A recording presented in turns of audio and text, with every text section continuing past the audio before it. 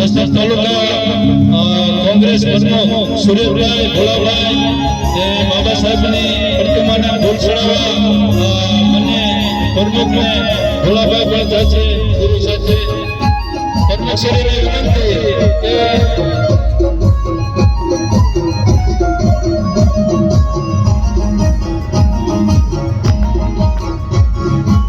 સુરેશભાઈને વિનંતી કે બાબા સાહેબ આંબેડકરની પ્રતિમા છે ત્યાં ફૂલનો હાર ચડાવવા પ્રમુખ શ્રીઓ જાય છે।